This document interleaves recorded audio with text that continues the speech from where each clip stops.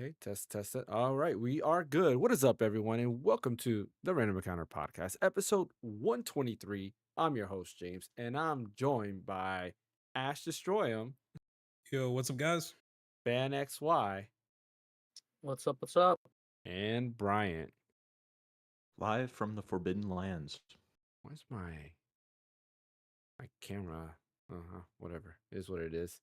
Anyways, we got not a lot to talk about today because a lot of disappointment happened this week, specifically at the Pokemon Presents. I'm like half and half on that, and we'll discuss that a little bit later. But something did get announced late last night. Found out about it this morning. It's something I'm super hyped about, and we're gonna discuss that. Probably, I put it under small news, but I think we're gonna go a little bit in depth with that because I got a lot of things to say when it comes to that. But as always, before we begin, don't forget to hit that like and subscribe button. Follow over on Twitch. We are not on TikTok today because Dream Elements just went crazy, which is also why we're starting, almost at half an hour later than usual. Not exactly sure what's going on. Stream Elements seems to be down, and I was not able to go live using Stream Elements. So I had to revert back to Atom to go ahead and do the multi-streaming. But we are live on Twitch, YouTube, and YouTube Vertical. So yeah. Anyways, let's go ahead and get started with what we've been playing. And I'm actually going to start this one off. I never started off, and I feel like cheating today. I'm going to start it off because I've been playing Yu-Gi-Oh! The early collection, or what I like to call it, the old man collection, because this consists of games from Game Boy, Game Boy Color, and Game Boy Advance. And honestly, I've been hooked. I've been playing this nonstop. It's a nice collection of games.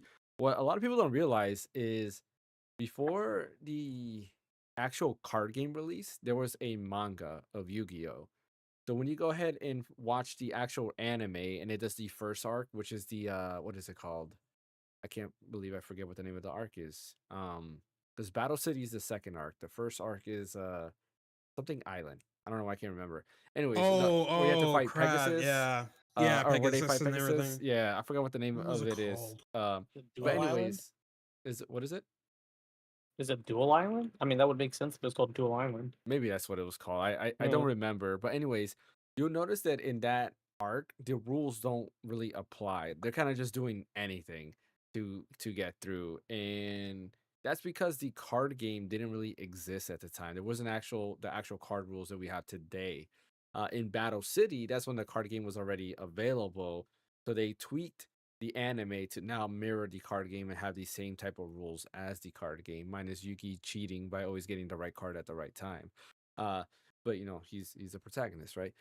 And the Game Boy Color, or the first Game Boy game, was kind of the same thing. It had its own rule set, which was totally different from any of the Yu-Gi-Oh card game or the official Yu-Gi-Oh card game, where they have like weaknesses, almost like Pokemon, where elements are weak to each other.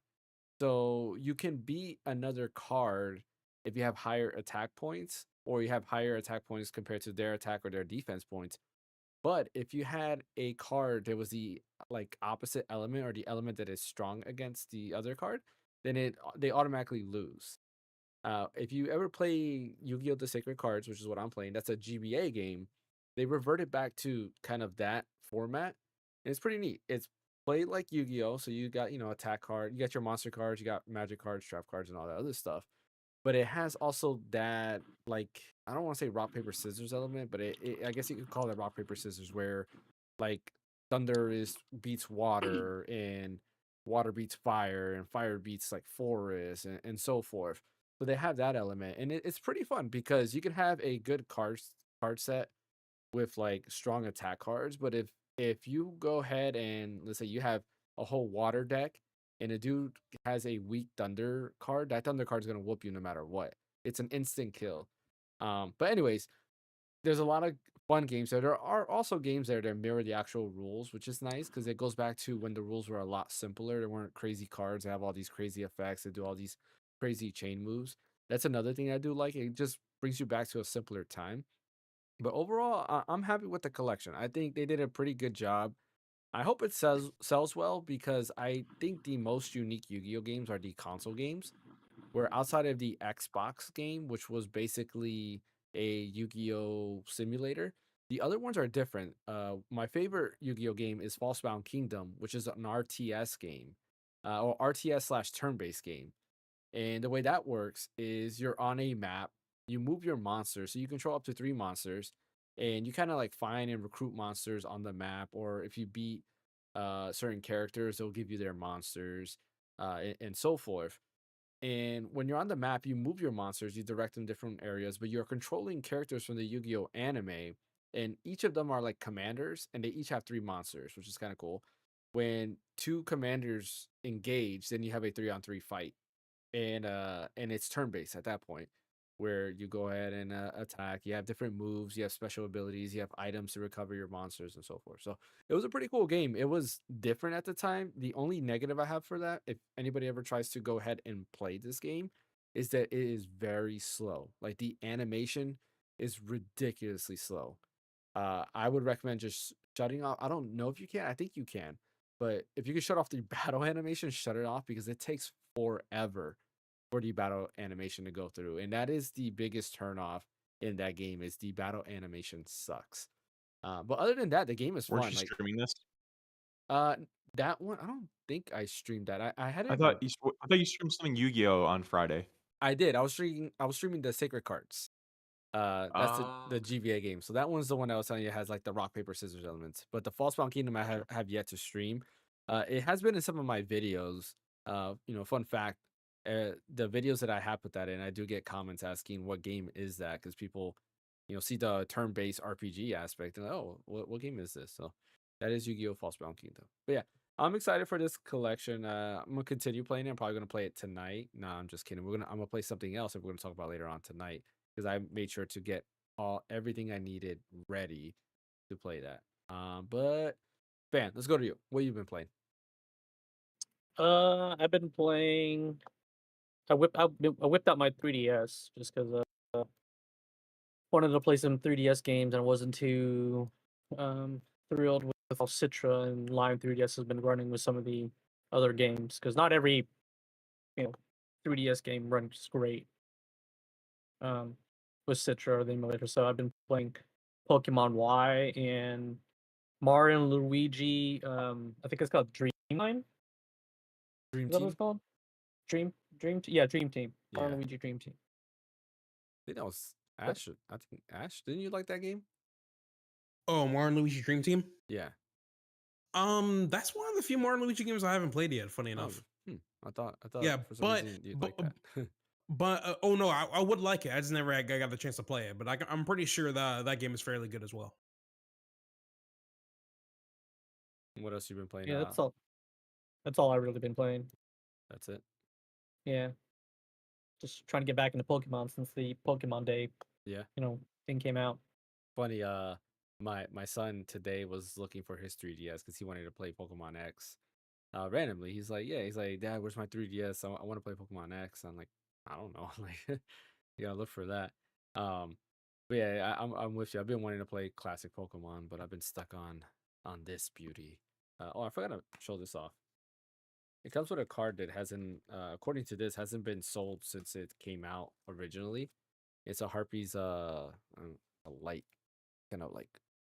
Can I block that? Like, I don't know if you can see it because of the lighting. The Harpy's I can see Feather it. Duster.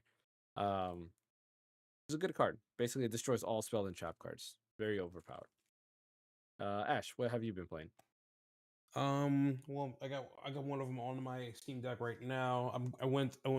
I got him back into Weather and Waves again. Jesus Christ, this NVIDIA Blur is a bane to my existence. But yeah, I've been playing Weather and Waves along with Tales of Vesperia on the Steam Deck, and been on and off with Sonic Mania because I know for a fact how fast I can just literally complete that game. And then like I also tried out the demo for Eternites. I can't pronounce his name right, but essentially this is an indie game that's heavily inspired off of Persona, and it takes like a bit of a different turn when it comes to the environment and combat as well.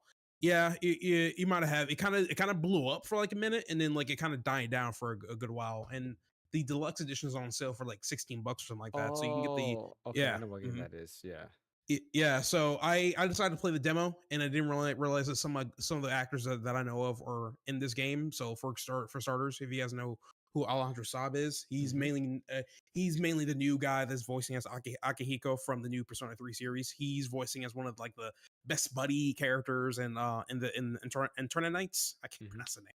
And then there's also other characters that are also cool and funny as well. But the main premise here is that as the main character, you're doing a lot of like interactions with other female characters and stuff, and as you are boosting your charm and boosting up your friendship, you essentially unlock more abilities and stuff, and this is more like a action RPG oriented game and stuff. So demo's pretty short. I wound up liking it, bought the deluxe edition for it for 16 bucks, and that was cool. And then randomly I bought this other one called Dusk. So and this is where this is where I wasn't familiar with some of the terminology people were using. I didn't they were calling this game a boomer shooter. And I'm like, oh, what's a boomer shooter? then I look at the extra trail. I'm like, oh, I mean, yeah, it looks like Quake / Doom, but I wouldn't call it a listen, I wasn't one who came out with that, brother. Like, come on. Boomer shooter? Seriously? But game's hella fun. So it's like it's a boomer shooter, but you're essentially you're like a human that's trapped into some sort of cult, and you gotta shoot yourself out of the area and everything. It's like has all the blood and gore and everything. It's like your good old 90s classic game like Quake or something like that, and you have a good time with it. It runs really well on the Steam Deck too. I think the whole overall theme is I'm just been playing everything on the Steam Deck and playing less on my PC because I just like the look of, hey, I get to play all these powerful games off of this low powered hardware compared to my $1,500 computer instead. So I mean, why not? But yeah, that's basically what I've been playing so far. Yeah, I'm looking at it right now. It definitely has like Doom 64 or like Quake vibes. Yeah. Yeah, but that boomer shooter stuff was new to me. I was like, what are they talking about? Yeah, I've seen the tags that they put on here for on Steam. Yeah, boomer shooter's one of them. I'm like, That's no funny. way. That's a terminology. That's insane. But okay. Oh. All right, Brian, what have you been playing? I have been playing Monster Hunter Wilds. Funny Can enough. we believe that? Can we believe that, everybody? Wait, Again, it just goes back to what I've maintained since day one with the infamous reaction during the Game Awards. I think of last year. That's I think where the moment happened. That I always respected Monster Hunter. I couldn't get into Monster Hunter Worlds. It just was too much for me, and I'm not the only person that I've heard that criticism about. It's just very daunting. It's very dense. And so I kind of just bounced off of it when I tried it. But with that being said, I still recognize that it's a technical marvel as far as like the combat system, how deep the systems are in it, and how popular it is, and the idea of it, and it just kind of made me yearn for the days of Phantasy Star Online, because that was probably the only, I don't even know if you'd call it like an MMORPG, but whatever you call Phantasy Star Online, that was like the only one that I could get into ever in my life where I was like addicted to it. And I've tried multiples. I've tried Final Fantasy 14. I've tried like World of Warcraft. I've tried other like Monster Hunter. I've tried a lot of different games that kind of have a format like that. I could never get into it. But so I bought Monster Hunter Wilds because I read it was kind of a good one for beginners. They do a lot of tutorializing, and it's just supposed to be easier on. And I guess a lot of people that are into Monster Hunter kind of are disappointed with the amount of hand holding it has compared to previous games. But it's like, I'm not the only one that said that the game is really hard to get into because of how technical it is. And so I was like, I bring it on. Like, I want to try this. So I was like, I got it for a really good discount on the Green Man Gaming or Fanatical or one of those places. And I got like the Ultimate Edition for like $80 when the MSRP is $120. So I was like, yeah, whatever, I'll buy it. And so I bought it and I've been playing it. It runs incredibly well on my PC with my 4090. I heard reports that apparently it's really buggy, but I haven't really run into anything except for very minor visual stuff here and there, but it's seriously not a big deal. I will say that upon playing it and getting into the first couple story missions, that I did get really frustrated because the combat's really clunky in that game, and I didn't realize it. It just feels very like Oh, movement in it feels like to me what movement felt like in Resident Evil 2 in 1998. It just feels like like it just feels very like you turn and then you hit and then you kind of turn again and you might hit the enemy and then you have to kind of lock onto it and then the lock gets lost and it just feels very strange. I don't know if I was expecting it to be like a Devil May Cry thing or not Devil May Cry, but I'm trying to think of what an equivalent would be. But I thought the combo would be a bit more fluid, Mhm. and it's not. It's very deliberate. And so I played a little bit more today, and I beat a few optional missions. I think they're only bounties or something where you go out and kill a monster.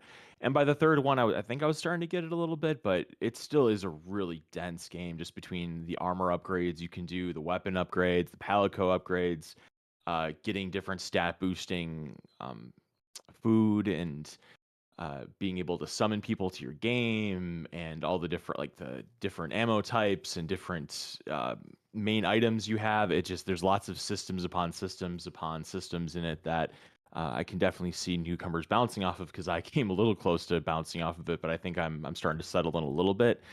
So I definitely suggest finding your friend that's a very knowledgeable Monster Hunter person if you want to get into it and give it a shot. Because I'm gonna go back to it, even though I'm probably considered pretty bad at the game. But maybe one day I'll get good and we'll see what happens. But so far, not bounced off yet. I'm into it more than I ever was Monster Hunter Worlds, and we'll see where we go from here. Did you ever play Monster Hunter Rise? No, I never did No, play that. I liked Rise a lot. Like you might like it more. I mean, I haven't played Wilds because the one time I wanted to test the beta, my PC couldn't handle it. Um, but Hmm. like the wire bug mechanic was, I think, the best thing ever because it made combat a lot more like fluid, like a lot quicker overall. And that's what made me enjoy it because there were so many things you can do. You can run on walls. You can scale up. You can get extra wire bugs to do like better combos. There was wire bug combos. There was a lot of things going on in Rise, and I wonder how good this will be because I know people like World because it's one like really big map, and then you go to another map and so forth. But Rise, I think, was just better, and the multiplayer was better than World for sure. Because Rise Yeah, I was heard old that. school. Yeah, Rise was very old school. It's like you pick your mission before you're in the hub city, and then everybody leaves together. Where World is like while you're in the map, you can go ahead and have people invited, and then go through the story mission together, or go through like these quests together. In Rise, you couldn't. You had to before you left. You had to choose if you're gonna do a solo mission or you're gonna do a multiplayer mission, and then you had to have the people already there.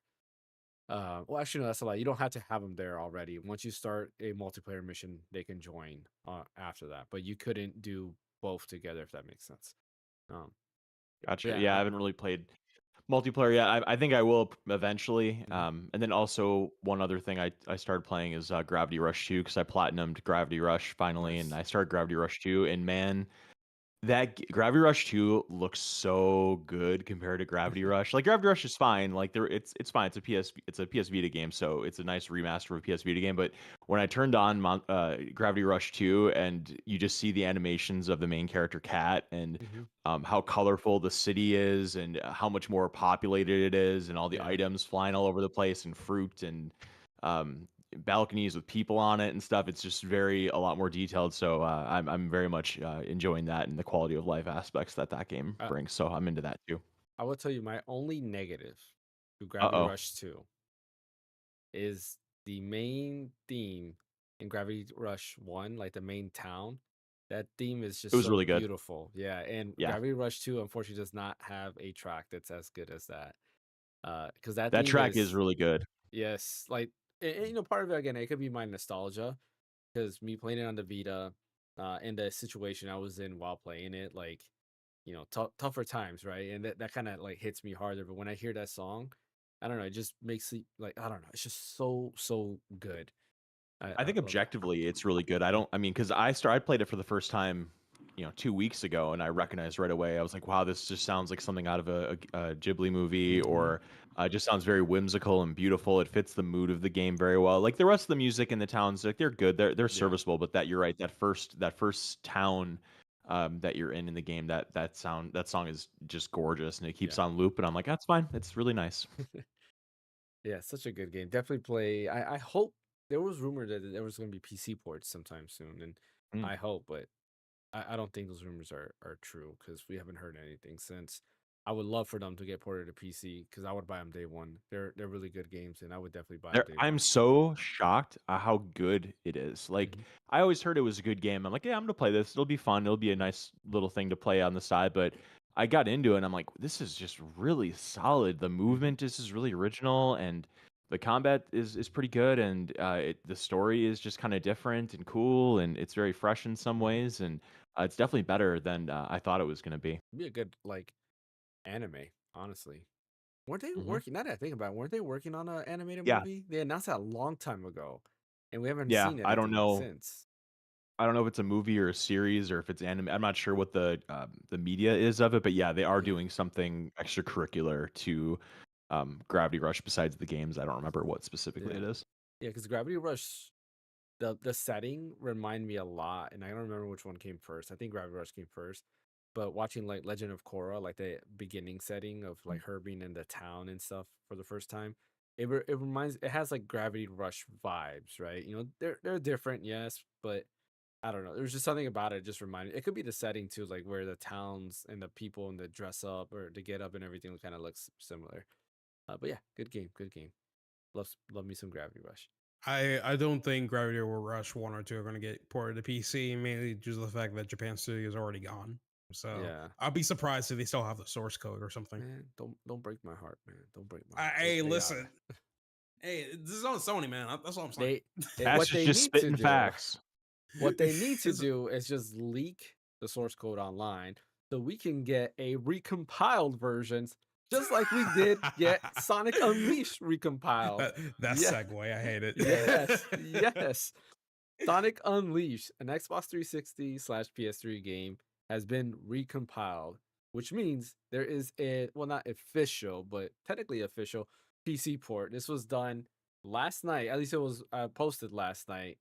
And man, people have been playing it, and it is amazing what they've done. They've basically, the way it works is you have to have the 360 like ROM or ISO, ISO. Yep. and what you do is you kind of use this I don't know what you want to call it. What would you call the recompiled, like would you call it a program, right? Like the little thing you have to, is a launcher, I Yeah. guess. Yeah, so the recompiler is essentially rebuilding the game based off the resources that comes from the ISO itself. So if let's just say this, the team will be in huge trouble if they provided the resources from the Xbox 360 ISO, because that's straight up copyright infringement. So within their tutorials, they're like, hey, listen, if you want to play this on PC, make sure you grab your own 360 copy ISO, rip it off of your hack 360 or some random DVD-ROM that can do that, and you use that ISO to essentially recompile that with to make that PC port, if that makes sense. It's like the same thing back when they finally released the Ocarina of Time recompiler and stuff, because what you needed was the Ocarina of Time ROM, and you would use that to build the PC port per se. And it's great. I love that this is coming to fruition. Heck, I already seen people running this off the Steam Deck at 1080p, 60 FPS. Looks amazing. It's just, man, we had to get to this point to actually get it onto PC compared to Sega. Like, I mean, like, listen. Like, I don't know what Sega's been doing these past few years, because they could have all this time released a official PC port for Sonic Unleashed. Now what they have to worry about these days is to compete. Is when they actually do release a PC port for Unleashed, they have to compete with the recompiled version of Sonic Unleashed, which, mind you, they already got the source code, and they can essentially do whatever mod they want with that particular version. Meanwhile, with the PC port, they're going to be more limited on what they can do with that version itself. And not to mention, like earlier when I said, "Hey, you need your own Xbox 360 ISO," you think people are going to go out and try to rip the game? No, they're going to try to find a XYZ website to find that, and piracy is going to increase for that. So now Sega's losing money on every avenue, straight up, and it's on them. It's their fault. And they already recently released a PC port where Sonic Colors Ultimate, which Granted, at the beginning it didn't look so great, but after a couple of mods by a couple of fans, now the game looks amazing on PC. You can run it with no problems. I wonder why they're sitting on Sonic Unleashed and didn't bother to like at least remaster for like the PS5 and Xbox Series X or something like that. It's crazy to me. Like, yeah, I'm excited. Don't get me wrong. It's just Sega definitely dropped the ball with this one. If they ever decide to release a PC port, there's going to be a lot of money losing from here, because I mean, at this point, when it comes to like features for with like a recompile versions versus the PC port, it's just a 9-day difference at that point. Yeah. So it's just, I'm like happy, but I'm also disappointed in Sega. It's just, they could have done something way before, because the only reason why this happened, because they've been doing nothing with it. So we have to do something about it. You know? I mean, So. you gotta think, like, Sonic Unleashed has been wanted for fans on PC for the longest. The original Sonic Generations, there was somebody who had a mod that kind of put in all the daytime levels in Sonic Generations from Sonic Unleashed, because people wanted to play Sonic Unleashed. Sonic Unleashed is a good game. Like, it was hated back then because the Werehog levels are not that great, which I don't know. I'm like in between. Like, some of them are okay. I think they just drag on a little bit too long. And the combat's decent. I mean, it's just an action like combat there. But like the overall game and like the music especially is amazing. But the game is very fun. Like, I really enjoyed the game. I played it on Wii. That's the way I played it. And the Wii version is different from the 360/PS3 version, because they have more levels. The other thing is they have, when you're on the main hub, you can actually walk around. And on the Wii version, you couldn't. There's like a static map, and you just like click on different places to go to, and that's how you will progress. And then, like I said, there was less levels.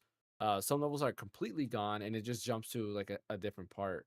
Playing the 360 version, because I did buy it when I had my Xbox Series X. I did buy it there because they did update it and added 60 FPS to it and made it 4K. Playing that version, you will notice that there's a lot of stuff they added.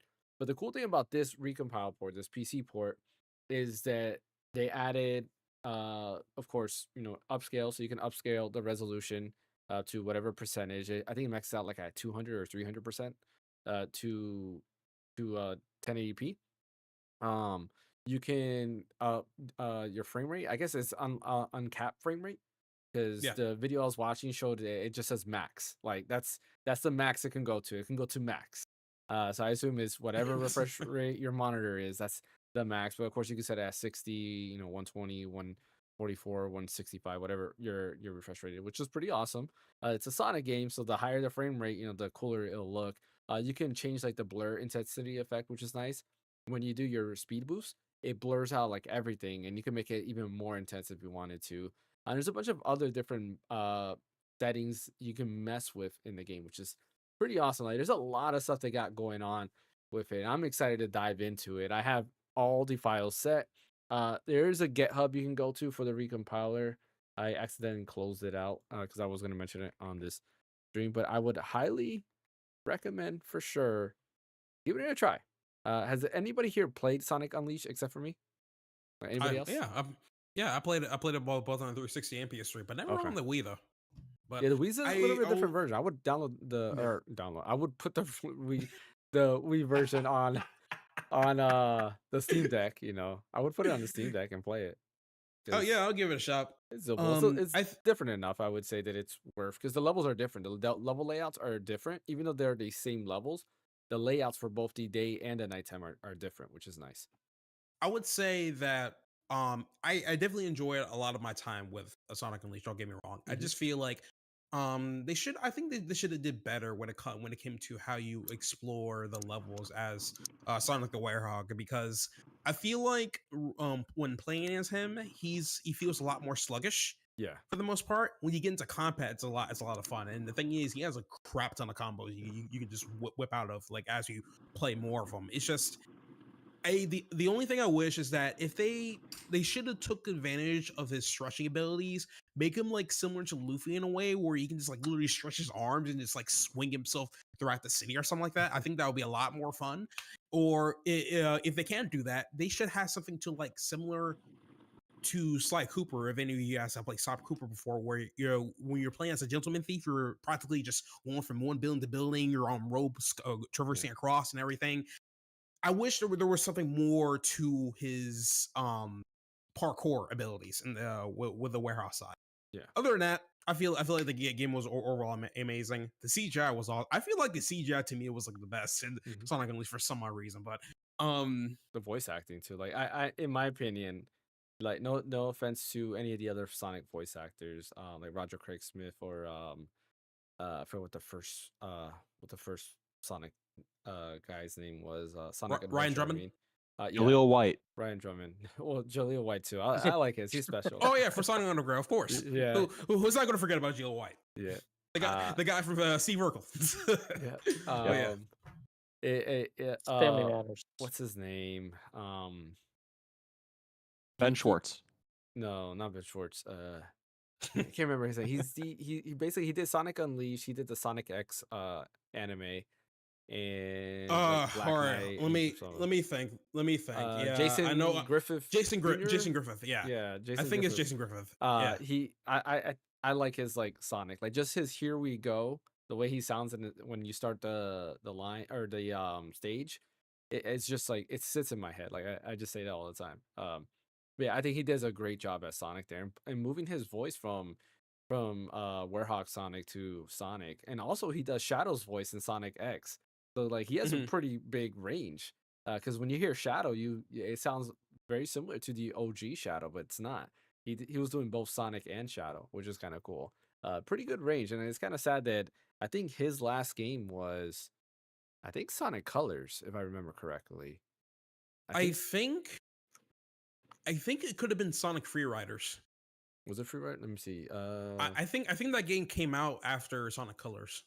Let's see, Jason Griffith. We're gonna find out what his last Sonic game was. Honestly, I'm more of a Ryan Drummond guy. I mean, I love all actors, of course. Because they have their own different styles and how you're supposed to voice Sonic. But I feel like I more dig Ryan Drummond's style on how he portrays Sonic the best, if anything. You know. Yeah. Let's see. He did Black Knight. Yeah, Black Knight.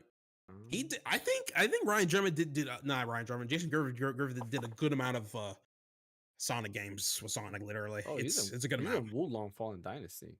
Interesting. That's crazy. Yeah, I didn't know that. It says the last Sonic game he did was Sonic and Sega All Star Racing with Banjo-Kazooie. Fair. Yeah, fair. Oh, damn, really? Yeah. Interesting.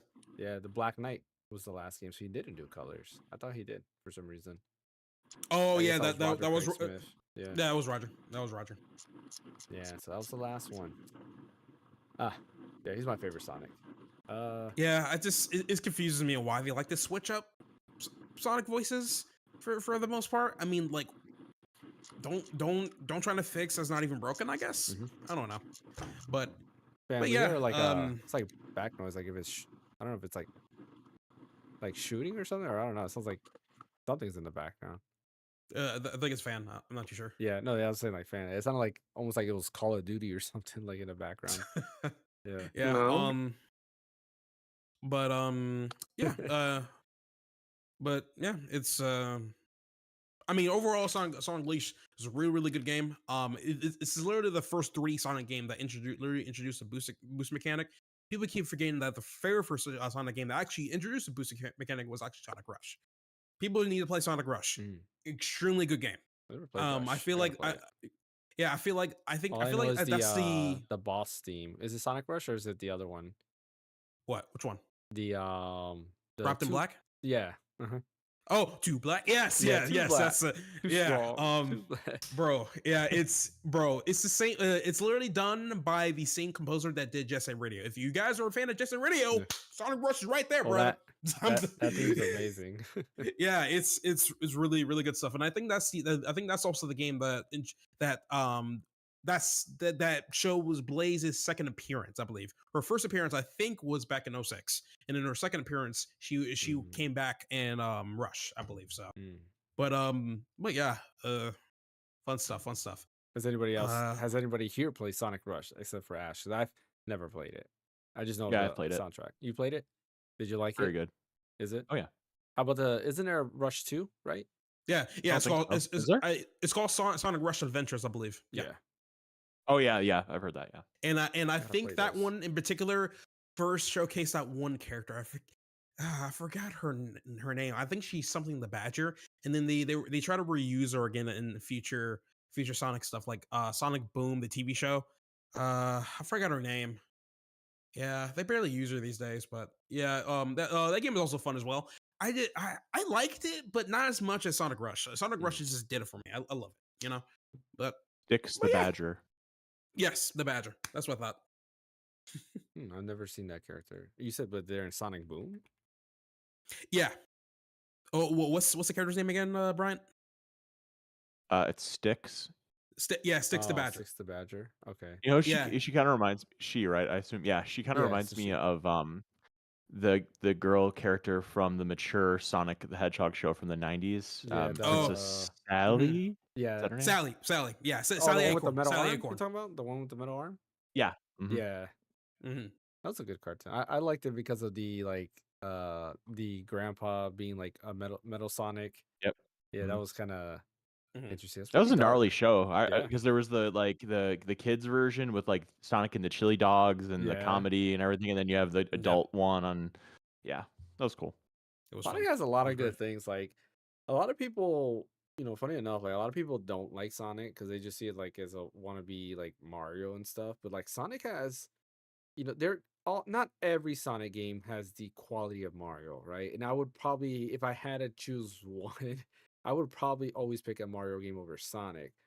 But that being said, Sonic has a lot of good games. Like Sonic, all three Sonic the Hedgehog games are really good. I love them all.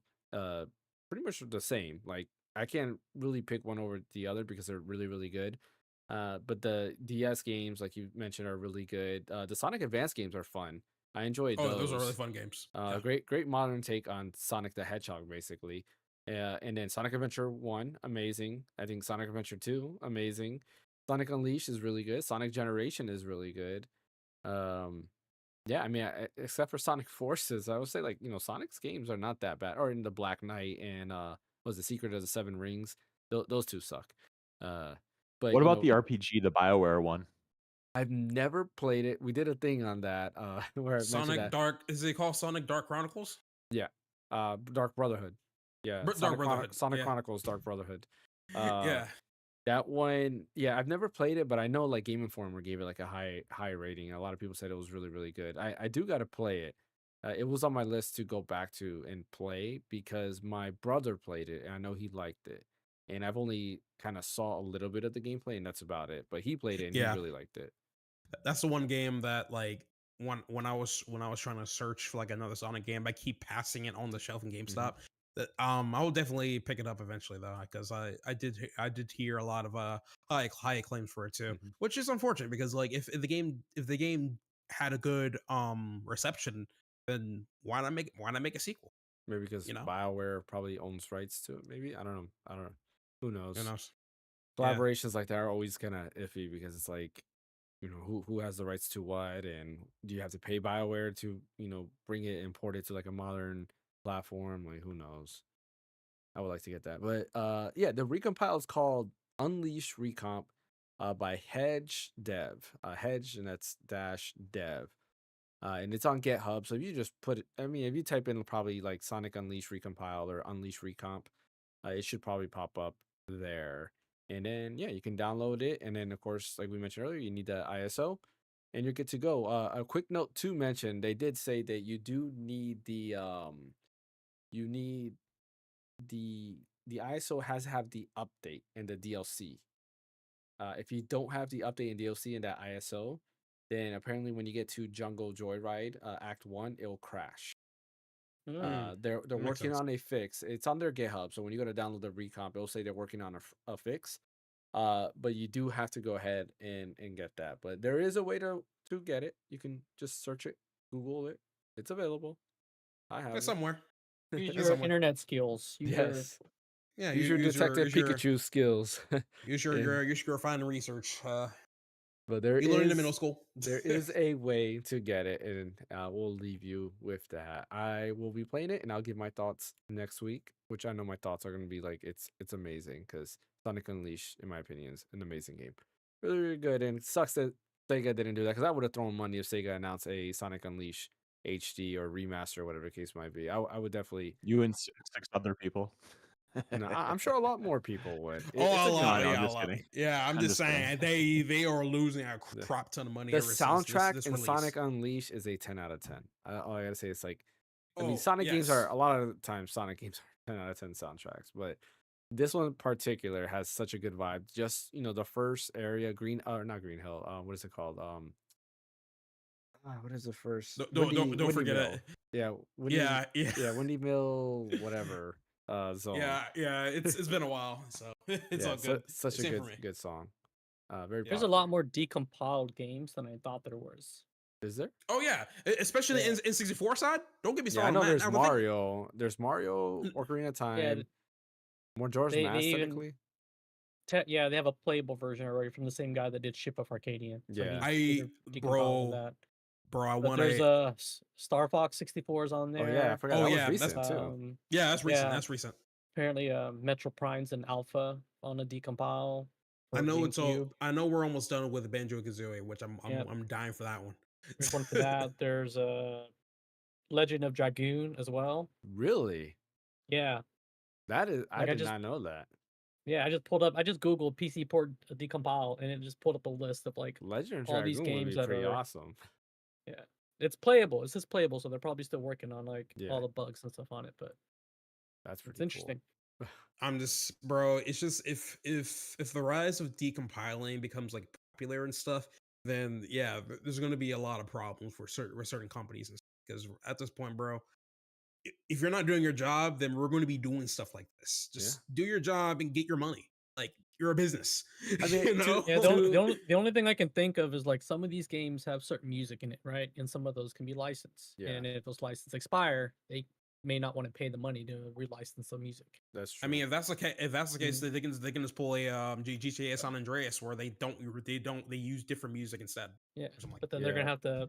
But then that goes into them having to like, rebuild the game and because that was put one of new the music. reasons. It's not as simple as dropping like, hey, I'm just gonna Oh, take yeah, one I audio know. track out, put another one in. I know it's not that simple, but like at the same time, they're still able to make profit. That was know? one of the reasons So- why I thought Xenoblade Chronicles X was in it got get remastered, was because the music by Hiroyuki Sawano? Sawano. Yeah. Yeah, Like, because he's a big name, and it's like they use that for this game that's pretty huge, and thinking like what else are they gonna do. And then when the not DLC but like the extra like story stuff that they added, when that was announced, I was like, oh, I wonder if he's gonna come back for that, or if they're gonna do like they did in Xenoblade Chronicles 1 and have like Ace take over and add tracks, which, no offense to like Ace, but like their music will not fit in with Xenoblade Chronicles X. Theirs is very like not jazzy, but it's like I don't know. It has like a different vibe. Xenoblade Yeah. Chronicles X is just. I mean, Sawano has like his style, and for you to move from Sawano's style, which is like, it has a little bit of rock to like like dance style music. It's like all over the place. To go to Yeah. something that's like Ace wouldn't make sense, but glad to see they did announce that he is making all the new music for the new extra area or the extra story bit that they are adding, which is kind of cool. And he's remastered some of the tracks too, which is nice. Sawano's music's amazing. Like, just search him up on like Spotify, Apple Music, and or YouTube. Check out his stuff. Really, really, really good. Really good stuff. I mean, if anybody's seen Attack on Titan, there you go. You And, heard and all in the my opinion, I music. think Attack on Titan is not even his best work. I think that's his worst work, in my opinion. He has so much better stuff than the stuff he's done for Attack on Titan. And I'm saying worse as in like, it's like, not saying it's bad, right? I'm saying it's his worst work as in like he has stuff that's even better than that, if that makes sense, right? It's Yeah, kind of that like makes saying sense. like a bad Mario game. Even a bad Mario game is still pretty good. if that makes sense. I'm not saying that Attack on Titan music's bad. I don't want to get attacked or attacked by Titans here, but like it, he has better I music. mean, yeah, you're gonna be attacked by people that can't take an opinion, maybe, but yeah. But yeah, it is what it is. All right, moving on to our next bit of small news. That was the start of our small news, and that was pretty big news for me, at least. And me too. There is something I did want to talk about. We didn't get to talk about it because we did not do a podcast the week this was announced. I completely forgot about it. But as E3 is kind of coming back in a different form, and that is in the form of an event in Las Vegas called ICON. It's IICON, which stands for the Interactive Innovation Conference. This is based on gaming, and there's already a lot of partners that have said that they will show up to this, including Nintendo, Microsoft, Sony, Square Enix, Sega, Capcom. And there's a bigger list there, but a lot of people have already said they're going to show up for this, and it will be back next year, 2026, which is very interesting. So it's not in California. This is in Las Vegas, which is where CES E3 is, happens. and yeah, pretty much everything else. All the big happens. stuff. Yeah. What are your thoughts on this? Because like in my opinion, Summer Game Fest is not doing it for me. Like it's just not the same. I'm shocked that they're trying to revive something similar to E3 because I thought the whole thing is going to be dead for the most part because all companies realize, hey, we don't have to spend all this money sending people out to a different state and showcasing all the games. We could just do all that under a live stream or something like that. Yeah. So I'm really shocked that they're willing to do this. If anything, I think so. In my opinion, that what you said, Ash, like I've always heard people say that, but there was never proof that companies were actually thinking this, right? This was just a hearsay on like the Twitterverse, right, or the Blue Skyverse, or whatever you want to call it. And it makes sense from the business standpoint. You're saving money. Yeah, but I do feel definitely a business standpoint. Yeah, because like if I were running a business, I know I'm sitting on top of something where like everyone's literally anticipating whatever we're going to release, and all I got to do is live stream it. Then yeah, definitely going to do it. So that's why I'm shocked. Here's why I'm not shocked. Right. It's the trend of how gaming has been going, that they've been doing these virtual streams and stuff like that. And there's been a lot of titles that have come out, but all of them have flopped. Yeah. A lot of games have flopped. Right. If they're doing an in-person thing, they can actually get like somewhat alpha, like opinions about early release, things are going on, things that they can kind of pivot early enough in development to where the game's not going to flop. Yeah. Like there have been a lot of bad games, or a lot of not great games, is more to say. Yeah. Bad games. We'll call it bad. Because if you look at like you said, there's Warner Brothers on it, Nintendo, Microsoft, Epic, Ubisoft, like Amazon, PlayStation, Square Enix. A lot of these companies, EA, Ubisoft, Warner Brothers, like they haven't had a lot of titles that have been hitting. Yeah. I agree with that. Like I was gonna say, hey, what's up, Smash Mac? Welcome to the podcast. I've been like in my head, I've been thinking about this, and my opinion is that the hype that we used to get from E3, and not only the hype, the deep dive we would get through E3, we don't get at Summer Game Fest. We get an announcement and that's it, right? And then you don't see anything about the game until it comes out. Where E3, I'll never forget like watching like Dragon Ball Z Kakarot. It got announced, I think it got announced on Xbox, Xbox's showcase. And then later on, like IGN had like a deep dive and they showed off the game, and it kind of gave us a more in-depth look at what this game was about. But you see people on the floor. CES is a perfect example where you get an announcement from Lenovo, and then next thing you know, you have hands-on people looking at the Lenovo Legion Go, the Go S, and they have this in front of them, and they can speak to it and talk about it and get this out, and it makes it kind of more widespread than just Summer Game Fest, right? Or just a press release or anything like that. It goes further, in my opinion, at least. So I do think something like this is kind of like what Fan says, but not only that, like for collaboration, they do say that they want this also for like companies to collaborate with each other. You what was it?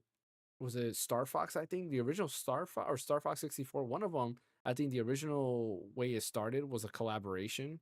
I think it's Star Fox. It might be something else. I can't remember what game it was. It was a Nintendo game where they approached Miyamoto and they showed him this, and he was like, "Yeah, I think it was Star Fox, right?"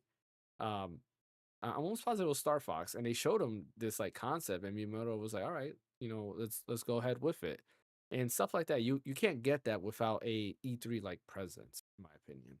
It's a difference of like networking, like even for work. Yeah, we can network through like through virtual meetings and stuff like that, but an in-person meeting is totally different. You have a different connection. You get to feel the person in front of you, and it just means a lot more, right? It's kind of like we have this podcast here through Discord, but how much better would the podcast be if we could all be in the same room at the same time? Like in a studio setting, yeah. Yeah, it would be a lot better overall, in my opinion. I mean, I feel like it would be. We would have probably a better dynamic, better, things. If somebody says something dumb, we can like flip over their chair or something, tables flipping, all that stuff. Like more fun, right? Who doesn't like? I think I think our anger management is pretty good to the point where you're not going to flip any tables. But the thing is right. I don't Challenge disagree with accepted. anything. I don't disagree with anything that you said when it comes to like how we should be interacting and networking with each other.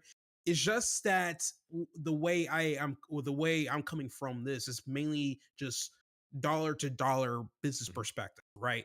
And the thing is that it just for me the main reason why I'm shocked about it is mainly because hey, they may have to shell a lot more money to get everything over to Las Vegas or something like that. Yeah.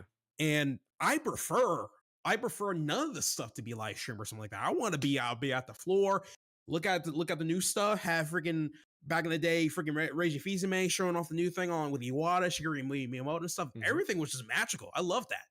But unfortunately, it's just that all that stuff just costs money for the most part. Yeah.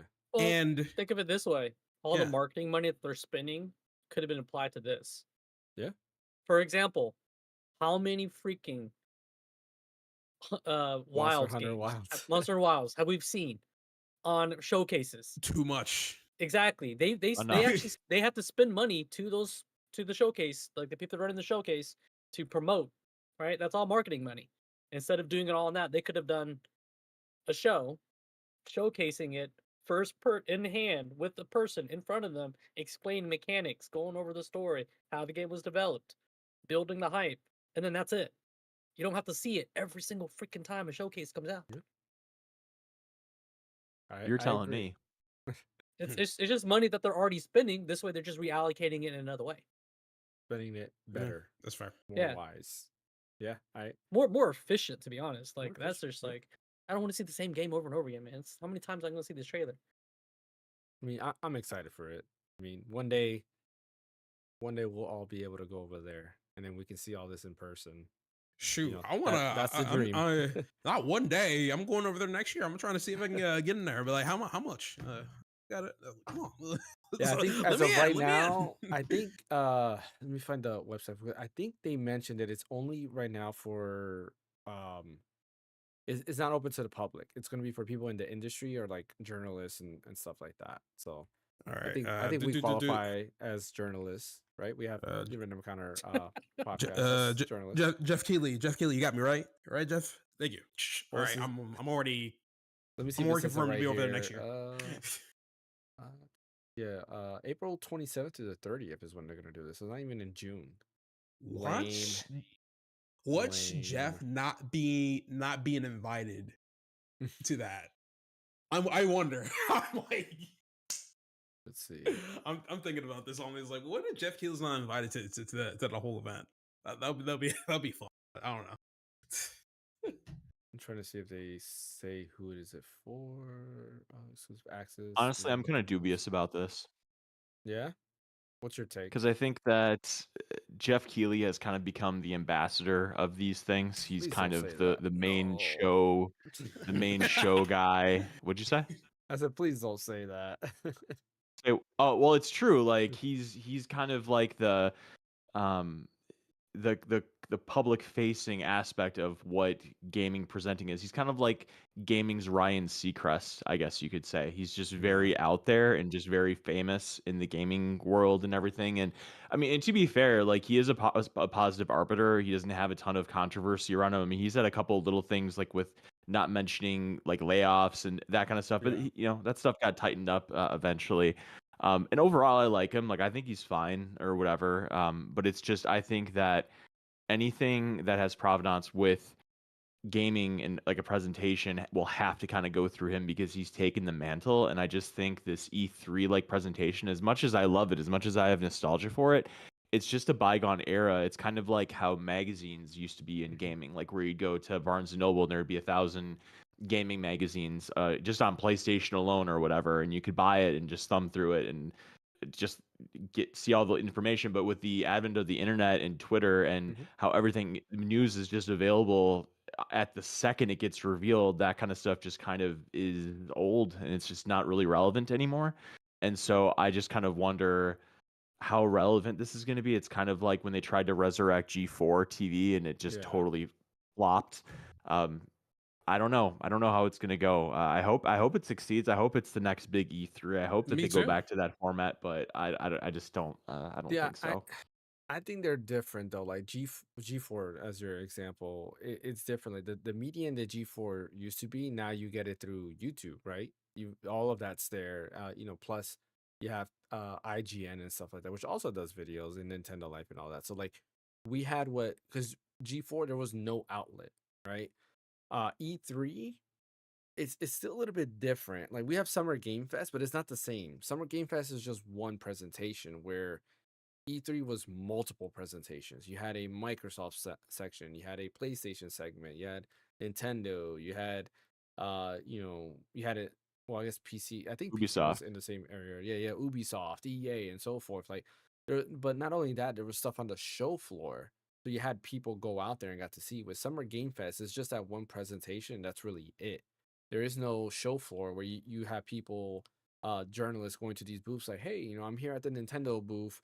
We're looking at, whatever the case might be. We're looking at, I don't know, like Star Fox Adventures. yeah, something like that, right? You don't get that. You don't get, we're looking here at Ghost of Yotai live at, the PlayStation's, area or anything like that. Like Summer Game Fest doesn't have that. It's kind of like you see it, it's done, that's it. Call it a day. Does that make sense? Yeah. Like this was a 3-day event. There was stuff happening every day. You were seeing stuff, and after the main presentation, there was still a lot more being shown because you had journalists going through and showing off more about what we saw at these presentations. Hopefully that makes sense. I agree to a certain extent, but I think that just the technology has made those presentations and those ways of experiencing games a little irrelevant. I understand what you're saying, that you go to a booth, you actually play the game and stuff, and I think there is value in that. But the difference between a company like Nintendo or Sony or Microsoft doing a presentation that they create, they direct, they literally create. It's not even it's obviously not a live presentation. It's like a video. It's like a promo video for all intents and purposes. It's all carefully crafted to have the best representation possible of every aspect of every game that they put in it. Whereas with the E3 conferences, you can think of multiple examples of things going off the rails. Either presenters being awkward socially. Remember that coffee guy? I think he was what was he? Ubisoft? I don't remember. There was a coffee Ubisoft, or Konami. Yeah. Then there was like the thing with Sony announcing that the Vita was going to use AT&T internet and the crowd like booing or groaning or whatever. And then you have that was funny. That was funny. Yeah, I know, but like companies don't want that wild card. They want something very controlled, PR ready to go. And I think that how things are now, it's kind of similar to email, right? If you want to send a message to somebody, you just type up an email, type up a text, type up a DM through a Discord-esque thing. You send it off to them. It's all perfectly done the way you want it to go, and it's very fluid and it's very minimalist. Whereas I think the equivalent of a presentation like an E3 is kind of like sending a letter through the mail. It's like you got to go to the post office. You got to turn your car on. Got to have the gas. Got to put the postage on the envelope. Got to go to the post office. Got to stand in line. Got to send it. Hope it doesn't get lost. Hope it reaches the destination in time. Hope it reaches the destination at all. Do you need signature? Do you need insurance? There's just a lot more to it, and I just think because of the way our technology is now, it's just kind of it's unnecessary. So I will tell you this. I'm gonna use that same analogy you did. Email is Okay. great for certain things, but you can't email, like, for example, technically I can't email this physical copy to you, right? I still have to go to the post office. I still have to do that for you to Well, get digital codes. this. Well, Reviewers I'm get saying digital codes. physical copy, not digital, like Well, physical. who cares about physical? Well, I even do. even then, like even if you I'm can trolling. I'm email, trolling a little bit. you have to Ouch. wait. That You have to hurts. wait for I'm the other trolling. person to get the email, read the email, send a reply. Sometimes Well, they don't I'm even get that, and they'll just Still a ignore it. lot less steps than the mail, yeah, and then like you gotta wait for somebody to send it back to you, go through there's postage that again, too, and all but the rest. Yeah. I'm talking about, like, in terms of delivery, right? Like email is great for certain content, right? Like if it's something just word based, yeah, that makes sense, right? But Well, like it's good for if I like want to go ahead and just say like, sending hey, a Brian, memo. here, I'm gonna send you my Retroid Pocket Mini, right? I can't email that to you, right? I can email a picture of this to you, but that's about it, right? And you can kind of see that. But for you to actually have this, I have to send it to you physically. And I think like something like this icons or like E3, that was what that was. It's Summer Game Fest is like that email. You see this display, you see this game, right? This presentation of this game. But then E3 was like that physical thing. Like, yes, you saw the presentation of the game, but now you have people on the floor experiencing this game, and then they're able to tell you about that game because they're able to play it in person. They didn't only see a demo in a presentation. Does that make sense?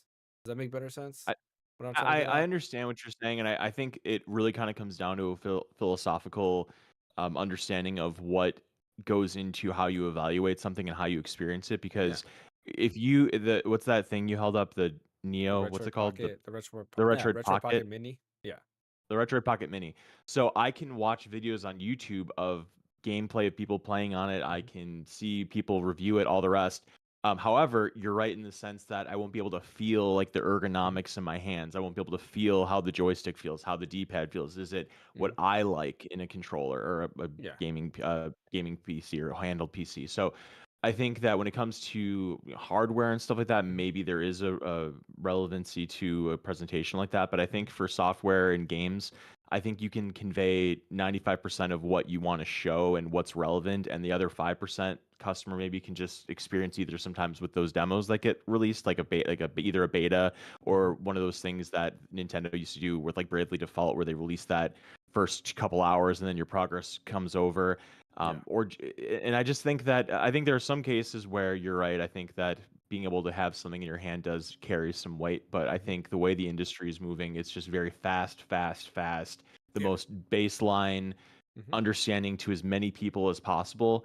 And like I said, I hope that it does succeed. I hope that it does bring a whole new era of presentations. It's kind of like, how those like escape rooms are really big, and seeing anime movies in theaters and how they bring back Star Wars to like movie theaters because people want to experience it in the big screen. And it's kind of when they do that, it's kind of a big deal. People go and they pay to go see it in theaters, right? Mhm. So I think that there might be some comparisons there where people want to be part of this big production and they want to experience something. It's just we have to kind of wait and see at what the cost is going to be and if it's really going to stick. Yeah. Mhm. I Mhm. guess yeah, it is one of those things we will have to wait and see. I guess the return on investment, like if companies are gonna see that. I'm excited for it. We'll wait and see how this shows up. It is springtime, so I guess technically it doesn't interfere with Summer Game Fest, anyways. Um, but yeah, we'll wait and see. I hope it takes off. Um, yeah, I just hope it does. I would like to see that, but we'll wait and see how the companies respond after this, because showing that Nintendo and everybody's on board for at least the first go around, have some hope, but we'll see how that goes right after. Let's move along with WB. WB closed Monolith Studios, and they also canceled Wonder Woman. I mean, Warner Brothers in general, they're just a mess. Not only in the gaming world, but like everywhere. I feel like they don't know what they're doing. I'm not exactly sure. Like, I honestly don't think they know what they're doing, especially in the gaming aspect, because like they have a lot of great IP that they can go with. Like this, for example, Monolith. They're the creators of the Nemesis system, which was used in Shadows of Mordor and what was the other one? Shadows of War. Or is it Shadows of War? No, Shadows of Yeah. Mordor and Shadows of War. it is Shadows of yeah, War. Shadows of Mordor and Yeah. Shadows of War. Yeah, Okay. the Shadows of Mordor is the first, and Shadows of War is the sequel. Okay, yeah. So like they were the creator of the Nemesis system, and WB owns the rights to the Nemesis system, meaning nobody else will be able to use that system. The closest we got to a system like that is in Assassin's Creed, in Odyssey and Valhalla. They had the system where you had these people hunting you down, and they will go through different like towns that you've been through looking for you, which is crazy. And then when they get close to you, they will run up to you and start attacking you, which is pretty neat. But it still wasn't the same as the Nemesis system. The Nemesis system was just great. They remembered everything you did to them, and they will come back for revenge, which was kind of cool. But yeah, like I don't know, like WB, they're just a mess.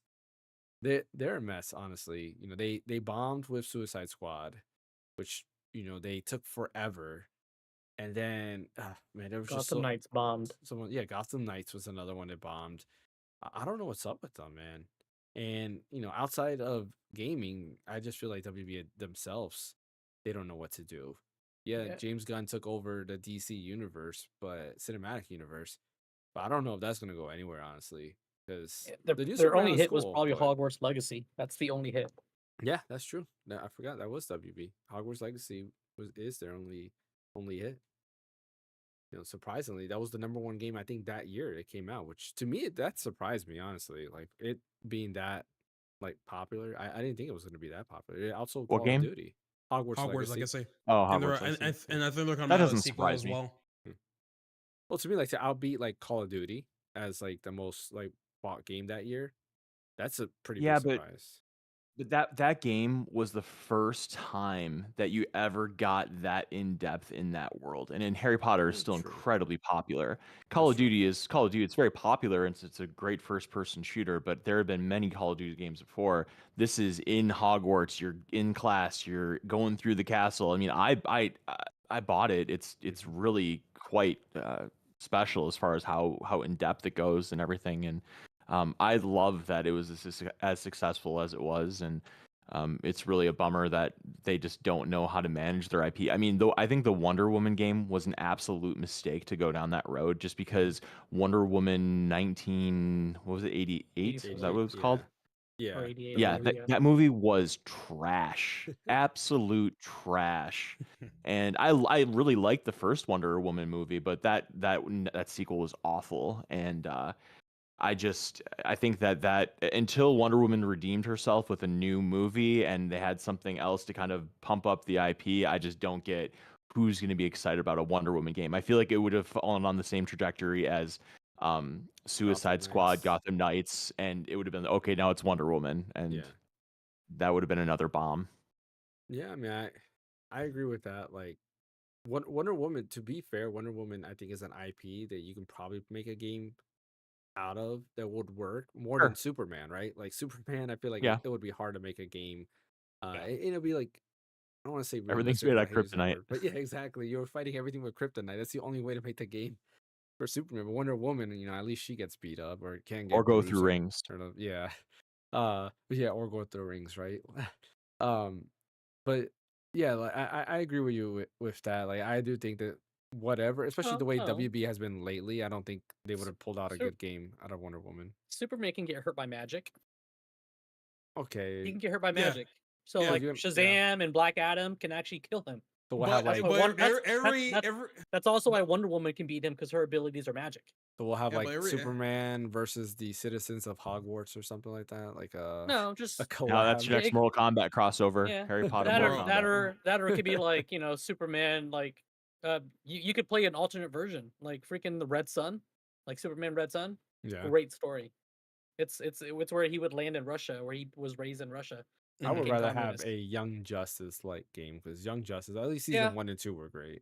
I didn't watch I season feel 3 like- yet. I feel like they're not taking like a hint from like why the DC animations / comics are doing so well. I feel like they need to get some of that material and literally just adapt it to their live action movies and to their mainly to their games as well. Because I don't know, it's just I don't know who's in. I don't really pay attention to WB, so I don't know who's in charge. But I do know for a fact that Well, James Gunn is in charge of DC now, the DC universe. he side. just now in charge of. Yeah, he's he's now just in now charge. in charge of. But like the things that he did do with DC was good. Like he did Peacemaker, the TV show on he did HBO. Peacemaker and Great. Suicide Squad 2. Yeah, I don't think he did the first The- one. Did he do the first one too? I No, I think don't he think did. so. Yeah, I don't know. I actually think he did the first one, didn't he? Really? I thought he didn't. Yeah. I'll look it up. What's that other guy's name? I forgot. Is his name Zack Snyder? Yeah, Yeah, Zack he did Snyder. the first one. He did the first did- Justice League stuff Yeah. Yeah. and Superman. So- Suicide Squad was But then David what happened Ayer. was he got kicked off Okay. towards the end, and then Joss Whedon came in and re-edited this whole movie. Yeah. Yeah, it's just And management the Snyder is just cut is horrible. really good though. Like the Snyder Yeah, cut that the they Snyder did. cut is great. Yeah, I Snyder, thought it was good. apparently, Snyder cut is like hella divided for some reason. I love wanna it. watch. Well, a lot of people don't like Yeah. it because it's It's 4 by long. 3. Yeah, it's It's long, long. and they did it in 4 by 3, which I thought was cool. So, but that's just me. I think the Snyder cut was great. Like I watched it and I was like, I prefer the Snyder cut over the original version of that. Yeah, it's just WB. I feel. I mean, I'm just going to use the typical cop out that most likely is due to greed. They're listening too much from their investors saying on what's trendy, and they're going trying to go along with that. They try to apply it to their newer games and other stuff and movies, and obviously that didn't work out well. I think just it's yeah. kind of WB has the issue that like Battlefield has right now, where WB is trying to copy what Marvel does, right? Where it shouldn't be that way. Like at one point, Marvel was trying to copy what DC did with their games, was Batman Arkham Asylum, right, and Arkham City, and how they were doing. They were trying to make a Spider-Man game that was as good as Batman. And I put the Call of Duty and Battlefield thing, where Battlefield when it was its own thing, it was great. And then they went down this path to want to copy like and go towards the Call of Duty route, and people were like, oh no, like if we wanted that, we just play Call of Duty, and Battlefield just got worse and worse. So eventually, like nobody cares about Battlefield anymore. With the new Battlefield that they announced, they seem to be going back to its roots, which hopefully they do. But I think like WB has that same issue. Like, why give a Suicide Squad, which is a service-based game, where we just want another Batman game? You can give us another Arkham game if you want. It doesn't even have to be Batman. We can play as Nightwing. You can put it in the Batman Beyond world. Like you can put us playing as Green Arrow, like somebody totally different. Like it would be fine. We want to play a game that's similar in scope to the Batman Arkham series, and just Suicide Squad or Gotham Knights is just not it. So Mhm. talking about the WB stuff, I did read somewhere that there was supposed to be a Damian Wayne centered game, but it got axed, Of course it did. and that would have been the perfect one to do it because he's for one more ruthless than Yeah. Batman. So it could have been like how they're coming out with the Wolverine game for will they Sony, age right? him up though? Because isn't he only like 13 or something like Yeah, that? but He's super he was young. raised to be an assassin. Yeah. Like so he fights with the katana and stuff like that. So Yeah. they could keep him the same age, but it'd just be like completely brutal. Yeah. I mean, yeah, I think Nightwing would be great too, because it's Nightwing. Who doesn't want to play as Nightwing? Like, and what sucks, Gotham Knights was using the Court of Owls storyline too, and the Court of Owls is such a good storyline, and they ruined it. Like, they ruined the game because Court of Owls, like, you ask anybody, it's probably one of a lot of people's favorite storylines when it comes to Batman, because it's just a good storyline overall. And they used Gotham Knights to tell that story, which sucked. Yeah, Yeah. but WB in general, like they have Lord of the Rings, they have Harry Potter, they have the DC universe, they have a lot of things, and they just don't know how to use their IP. Like I don't know, they don't know how to make games anymore. No, the thing is that they have the right people to do the stuff right. The problem is, I feel, is that they're probably listening too much from their investors on what they should do with their IPs instead of listening to their actual production teams, artists, directors, and stuff on what direction they need to go next, and which it happens. And I'm like, they just need to stop listening to the investors and like convince the investors, hey, listen, this the actual people know how to tell a story. Let's go along with them so that way both you and I can make some money. Like that's what you need to do next. Yeah. That's my theory. I don't really follow them too much, but I'm pretty sure that's what it was, because like when I'm looking at like clips from the newer games that came out, like, you know, Suicide Squad, Gotham Knights and stuff, the elements they're adding in there, I know for a fact they wouldn't do that, because like I feel like that was shoehorned by somebody else that doesn't know how to deliver a product straight up. 100%. So it's just, they just need to just let the artists do their art.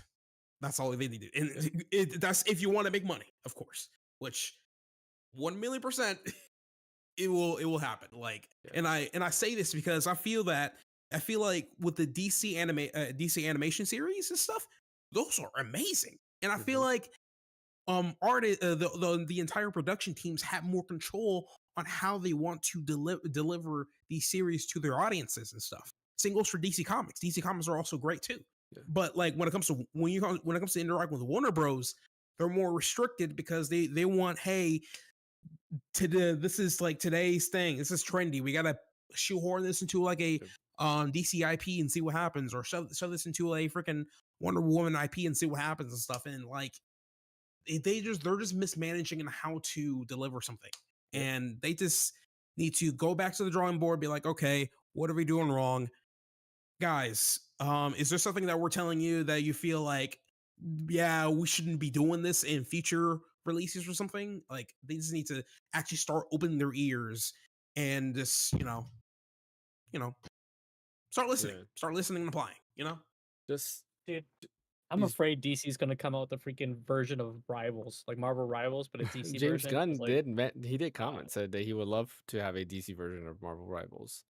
I would needs to do it. That'd be cool. That'd be crazy. I mean, they have multiverses. They have multiverses, yeah, which but is like their version of Smash. Yeah, and that's gone. It was a fail. Yeah, it's a failure now. Like, the thing is, that could have stuck around like it did, but like when I was looking into multiverses a couple of days ago, apparently the game wasn't available for like how many months or something. Like, I was just confused. I'm like, whoa, okay, that's insane. Well, so multiverses that came out for a little bit in like a beta, they said, and then they removed it because they wanted to fine-tune it, and then it released, I want to say like sometime last year again, because it was gone for like a year, and then it came back again. They relaunched it, and what's crazy is like they took people's money basically twice. Yeah. I don't know, man. One thing when it comes to like a Smash Bros type game, like if you're trying to bring down the king, you're not gonna bring down the king. Like, I'm sorry, there's no bringing down Smash Bros. You can make a game that's similar on a lower budget, like you have Rise Ether.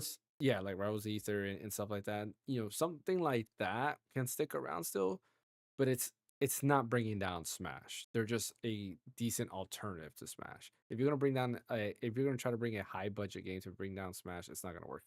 PlayStation tried it. Well, I enjoyed PlayStation All Stars, right? I enjoyed it quite a bit. It wasn't a replacement for Smash. It never would replace Smash for me. It's just not the same. It was a cash grab in my opinion. I mean, I liked how they also incorporated Big Daddy into the game, but it was just a cash grab it was a cash grab all around. They didn't try to actually, you know, put some heart and soul into it to try to make it somehow compete with Smash, because they were thinking, hey, like, since they plot their characters onto one game, we should do the same thing too. And Smash is more than just that. Yeah, and then meanwhile we got a game with we had a unique IP that plays similar to Smash called Rise Ether, where it's still around because they're doing their own thing. They're busy adding new characters into the game, refining, you know, the frame data and everything, and the game is still around. It's way longer than Multiverses, of course, which, by the way, is funded by. Wait, how much is a WB worth these days? I don't freaking know. They're worth more than the indie developer that did Rise Ether, and guess is still out on top. Still them. You know, it's just you just gotta let these people cook, man. Stop putting money into the equation. Just let them cook. That's all I care. Yeah, you know. What I like to say is, you know, or bake exactly. Business guys, honestly. let the nerds do their thing. They know what nerds want. Let the nerds Exactly. take care of nerds. We don't need business people trying to tell us what we need because they don't. Yeah.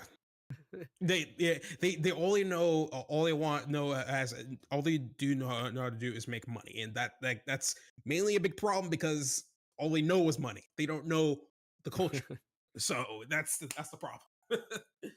All right, we're gonna go through and do these two really quick. AMD, in my opinion, they impressed me with the 9070 XT with the price point and everything they showed. At least on paper, like what they showed up with, I think was pretty good. At least what they showed, and if that's really how it's gonna perform, then I think the 9070 XT is the card I'm gonna get. As of right now, it's definitely that's what I'm getting for sure because I liked what I saw. The price point is good. $600 for the XT model, $550 for the non XT is kind of dumb. It should have been like maybe $499 or something like that, but whatever. There are some like people posting on Twitter, which I don't believe them, saying that they have tested the card and the card is worse than what they're expecting. Like it's worse than the 7900 GRE, the GRE or any of those. I don't know if that's true because according to them, it's a 43% increase, and they're saying that it's not. So, and I don't know who these accounts are. One of them is just one of the accounts' name is just AMD sucks. So I definitely don't believe that account. You know, so so I'm not gonna pure take. hate, pure hatred. They just keep blowing off the Nvidia. Jesus. Yeah, so like I'm not gonna believe that account. We'll have to wait and see until like the bigger guys like Gamer Nexus, LTT, and all of them uh actually give us. I think this week because it comes out they come out on the 6th, so I assume either Monday or Tuesday, maybe even Wednesday, the review embargoes go up and we could kind of see the exact performance there. But looking good. I think this is definitely going to be the card that I'm gonna go to, and yeah, hope for it to be a good card, especially for streaming. Because only reason I went with Nvidia Disco really was because of streaming, because they said Nvidia is just a better card. But according to their slide, it looks like AMD fixed the streaming issue and it should be on par with Nvidia. So we'll have to wait and see. What Mhm. that power, like the most powerful AMD card? What's the NVIDIA equivalent? So this is the only card. So they're not doing like the high end anymore. But to this card, the 9070 XT, the Nvidia equivalent would be the 5070 Ti. Because they're not going after the 5080 or the 5090 anymore. I Yeah. mean, they I might don't know. like If you're after dropping that much money, Yeah. I would just buy an NVIDIA card, honestly. Like, Well, I mean, for $600, right? And this is like what they reviewed. They didn't show frame generation performance, right? According to this, pure rasterization. yeah, it's pure rasterization, meaning no frame gen, no FSR. The performance of this will be similar to performance with a 5070 Ti that is using frame gen and DLSS, according to what they were showing there, which is huge. Which Because the quote me if I'm 5070 wrong. Mhm. It's like 850, right? The 5070 Ti. 5070 Ti, well, it's supposed to be 750, Dude, it's but supposed, they're they're- like they're going for $1,000. $1,000 right now. Yeah, they're going Yeah. for 750 Ti is going for $1,000. $1,000. So Well, that's another thing you need to worry about. Like we can talk about prices all we want for these graphics cards, Mhm. but as long as we have these cards available, if we're Yeah. getting another paper launch, it's kind of useless to talk about prices at this point. yeah, that's another thing Because- too. I mean, they said Because they put in clear big letters, wide availability.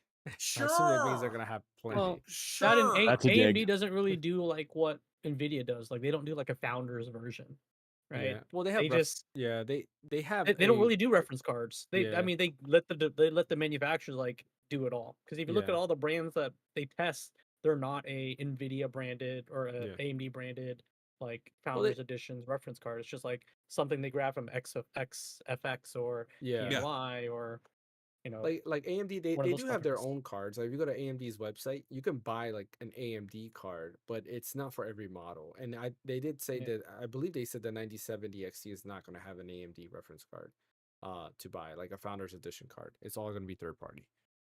Which I don't mind. Like XFX is probably the one I would go with because I've used them before and I've never had an issue with them. But yeah, to your comment, Brian, yeah, the thing is like the prices. 5070 Ti is going for $1,000. That's supposed to be a 750 card, and then according to the performance that they were outlining, the raw performance is as good as a card that does that, or it's slightly less. I think they showed it was like maybe like 5%, 5 to 10% weaker than the card that's using DLSS. Or than 57 Ti using DLSS. But when you enable FSR4, it goes beyond that, which is good. Where the 5070 Ti, if it doesn't use FrameGen or DLSS, it's worse than the 4070 Super. So it's like, you might as well buy a 4070 Super and that, because they did a really bad job with the 50 series cards because they relied so much on FrameGen and DLSS for everything. Which I mean, Yeah, I'm glad that I go ahead. No, I'm just saying, I'm just hoping that this card can, be like an actual thorn to Nvidia, because it's just, I mean, yeah, of course we're trying to bring down prices on their cards, but first of all, it was a paper launch, literally. Like only like the 1% was able to get a card, and that 1% was literally the same scalpers that scalped the previous series and the series before that. And if you got a card, it burned up. Yeah. Oh yeah, I forgot about miners too. I forgot about that. But like, well, I'm not saying miners, like the power the power oh yeah, that defect. That defect. Yeah, I forgot about that. But it's just, I'm really hoping AMD just doesn't mess this up, because the thing is, they're doing so well with their Ryzen CPUs. I just want them to, like fine tune on how they deliver the cards versus Nvidia now, because it's like they're getting everything right so far. I mean, Intel tried, but if anything, Intel's really just aiming for like the bottom dollar, like the budget cards and stuff. So I'm not faulting Intel for anything. It's just for AMD, I just really want them to just really nail that mid-entry market. Even if they for can Intel, do that, the B550 that they released, you can't even find them, and when you do find them, they're like $500 for the card. Yeah. So, like I said before, I mean, like I said, we can talk prices all we want, but it wouldn't even matter if all the people that got the cards were literally scalpers. So, and I hope you get your card, James, if you're fast enough. That'd be nice, because then I could stream something like Monster Hunter Wilds or something. That'd be nice. Play 16 again. Stream 16 again. I would like to finish that on PC. I was going to say before that I'm just very glad that I have my 4090. Like, I feel like I was really fortunate to plant my flag with that series, because it performs incredibly well, and just everything I'm reading about the 5000 series just makes me glad that I didn't like, oh, it's better, I'm going to get the better card, I'm going to sell my 4090 and get this 5090 or whatever, and it's for 2000. I sell my graphics card for, who knows, between maybe 12 to 1500, somewhere in that ballpark, and then you buy a 5090 and it's just like really not that much better, and in some ways, because of the production issues, worse. Like, things are melting, components are missing and stuff. So I'm glad that I have my 4090. But with that being said, as far as like the upgrade cycle or whatever, like you're saying that you want to buy this cheaper card and go on your way, it's just, I guess it just kind of comes down to a philosophical difference, where when it comes to me, I'd rather bite and pay a little bit more and know that I'm going to have something for a while, as opposed to pay a little less up front and then have to upgrade in a couple years anyways.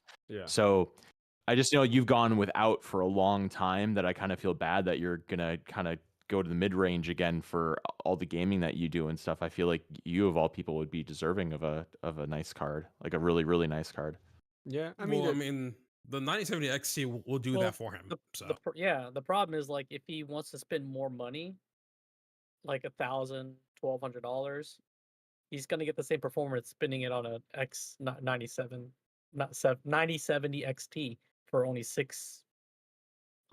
Yeah. Or just waiting for them to become more available, though. And those Nvidia cards will become more available at some point. Yeah.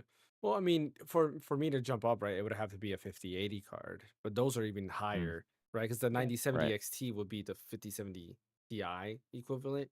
I would have to go to a 5080. I mean, we'll see how it goes from there. I'm gonna buy it, and there's always return policy, right? If it doesn't work out, then I'll return it and go, back you'd to have to Nvidia. spend double.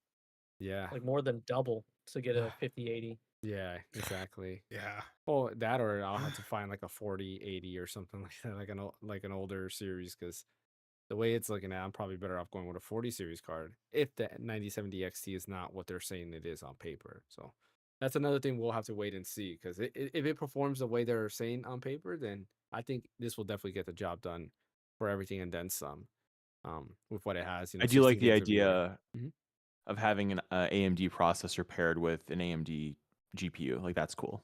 Yeah, you'll have that. I Like the mean, idea there's of some that. benefits to. There's something you get for having both. I forget what it is. But It's you the do same get thing as it's the memory rescaler thingy. yeah, The uh, the resizable bar. yeah, resizable bar But you get type that with thing. any GPU because I could They use that. I use it with no, NVIDIA they as have well. like their own version of that Oh, for the okay. GPUs with the it's like their Ah, version of that. I can't remember exactly what it's called, but it's something similar to that. okay, gotcha. Yeah, so we'll wait and see. 9070 XT launches March 6th, so very soon, very soon. For the Pokemon Presents, let's just give our quick thoughts, because it is late here. Smart access memory, that's what it's called. Yeah. Mhm. Forgot about that. Yeah. um, so yeah, Pokemon Presents. A lot of mobile Meh. stuff, right? It was kind of meh when it came to that, but let's skip all of that. They did announce Pokemon Champions, which I think is pretty cool.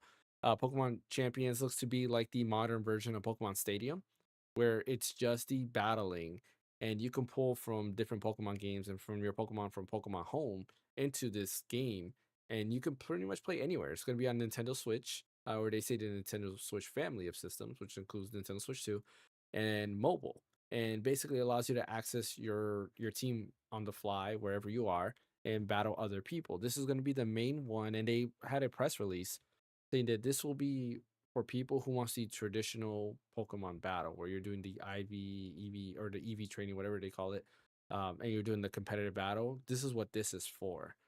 This game, having Pokemon Champions, allows them to explore with different variations of the battle system on their traditional Pokemon game, according to what they had said themselves. Which we do see in Pokemon ZA, which they did show off, which has a pretty neat battle system. One, I hate people saying that, oh, it's a copy of Xenoblade Chronicles. Like, Xenoblade Chronicles was not the first type of game to have that battle system. MMOs have done it way before then. I've played games like Final Fantasy 11, which came out way before Xenoblade Chronicles X, and it had a positioning system as well, where you might do more damage from behind. You have a cooldown system where your abilities will have a cooldown. Well, you had a TP system, but similar to that, cooldown systems were done in WoW. So it's like, it's not really copying that. It's just using what was already there and making it more, I guess, unique to Pokemon. What I I do mean, it's like just is, bringing like the real battle to life, like in the yeah, anime, like in the cartoon, how you can like, oh, you can kind of dodge and yeah, like tell them to your attack dodge and can stuff. miss. Yeah, Yeah, that I do like. Like, attacks are different. Like, they do say like certain attacks will have like further distance, while others might be more wider range, but they'll have a shorter distance. You can command your Pokemon to dodge, move out of the way if they're going to attack you. If you have the protect ability, which is an ability you do get as in Pokemon, but it has a different way of doing it in turn based. But here, if they're about to attack you, if you press protect, you'll pull up a protect shield, and then it blocks that attack, which is kind of neat. A lot more interactive. I do like that. I wasn't feeling that everything's in Luminous City, but after rewatching the trailer, I was like, okay, I'm feeling it a little bit more. And I do like where it's going. Graphically speaking, it looks better than X and Y, or not X and Y, I'm sorry, Scarlet and Violet. It looks more refined. And, at least from what they show, it doesn't look like there's any slowdown. So hopefully it runs at least at a stable 30 FPS on the Nintendo Switch. But yeah, I think I'm okay with what they showed with Pokemon ZA, Legend CA, and Pokemon Champions. What about you guys? I just can't believe they didn't do any virtual console stuff at I all. know, It's man. just They really what a dropped the wasted ball on that opportunity. stuff. Yeah, I agree with that. But honestly, I haven't like really see too much of the Pokemon Presents. Mhm. Let's see, that Pokemon Champions thing. Like, thank you for providing more clarification on that. It Yeah. just sounds like they're trying to compete with Pokemon Showdown, which is running off your browser anywhere essentially. Mhm. So Never heard of it'll be Pokemon Showdown. interesting. Yeah, Pokemon Showdown. Yeah, so what it sounds like to me is that like all the stuff you said about Pokemon Champions, it just sounds like Pokemon Showdown, but with great graphics to me. And I haven't even seen Pokemon Champions yet for its trailer and everything, so I'll probably need to look back and just check that out. But Pokemon Showdown has been out for like forever. Like, I don't know how far back we can go. Like, I'm pretty sure the thing's probably like 10 to 12 years old by now. It's that old. So and the fact that Game Freak is finally catching up with that, I'm like, okay, cool, nice. Hopefully this can somewhat compete with Pokemon Showdown, because it's just the thing is that with this you can already easily access that type of deal from like on literally on any device, so you're not locked down to like the Switch or mobile. You can just literally play on anything that you want essentially. And with that, it has a lot more granular stuff when it comes to Mhm. the competitive aspect and everything. So I'm really hoping Pokemon Champions does well, if anything. Now Pokemon Za, I didn't really see any. I didn't really watch that part of it, but I do know that people are kind of salty about the starters, I guess, because we got Chikorita, Totodile. Wait, Chikorita, Tepig, Yeah. and who was the third one? Totodile. Yeah, you're right. Oh, it was Totodile. Yeah, it's Yeah, two Gen they should have picked a 2. different water one. Yeah. They picked 2 stars from the same gen. They should have picked a different water one. All right, I mean, I looked at it, I was like, okay, cool, there's the starters, but a lot of people were just crapping on Chikorita for no reason. I'm like, damn, okay. Yeah, people hate on Chikorita. I like Chikorita. I'm like, Yeah, I damn, like like, What a sentence. I'm like, wow, people are just like out here right now. Like, calm down. They're starters. They're a reason. Like, geez, but like, but you said that the battle system earlier, James, is going to like play similar to like an MMO, right? Yeah, Right? it's similar to Kinda. Xenoblade Yeah. Chronicles. Like so when you get into battle, you can move around, and your Pokemon will move around with you. And Oh, then okay, yeah. you have Okay. A, B, X, Y are your attacks are mapped. Your 4 attacks are mapped to A, B, and X, Y. Like Yeah. one for each.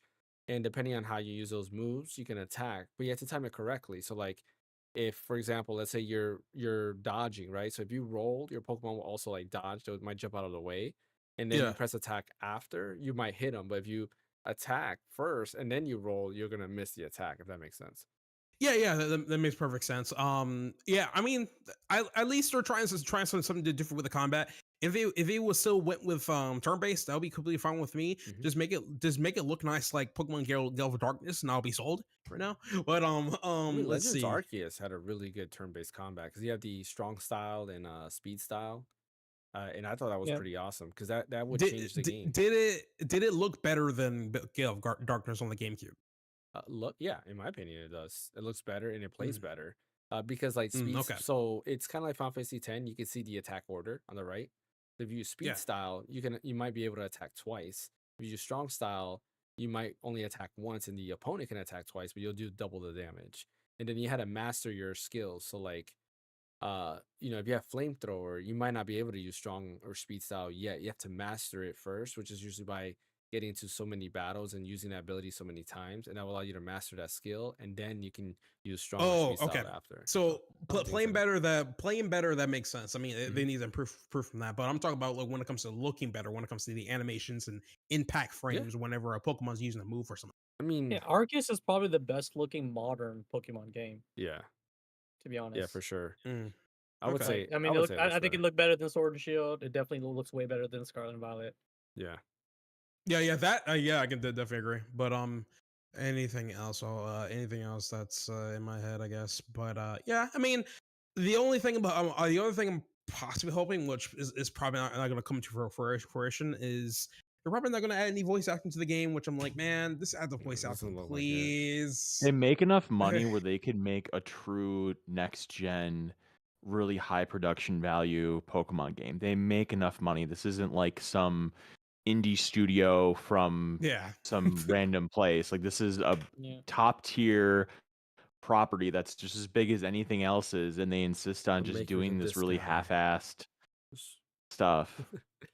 Yeah, Pushing yeah, themes, you know, I mean. and this is me asking bare minimum, like, bro, I want to hear my characters talk. I want to hear okay, if you don't want to have the NPCs talk, that's fine. But if you're making, Pikachu, just if you're having the support characters and main characters talk, at least do that. At least do that or something like make it more engaging in these days, man. Like that's all I want because we're already, I don't know, something, something, and yeah. I guess that's it for me. So. What about you, Fan? Any takes on this? No, I mean Outside I of what watched we it said, when it was announced, but I'm it's definitely underwhelming. It was an underwhelming presentation just because we were expecting a lot more. I was expecting a lot less Pokemon Go, but somehow that was still there. Yeah. But ZA was probably the only was the biggest highlight, I think, because we actually got to see live gameplay and got to see how the battle was. Like that was probably the biggest thing. I mean, if I had to give it a grade, it'd probably be like a C-, or like maybe a B+. Yeah, I mean, I agree with that. No Nintendo Switch Online stuff makes it an F. I gotta go one down. Speaking of which, Yeah. guys, you know what? It is a month from today. Yeah. Yeah.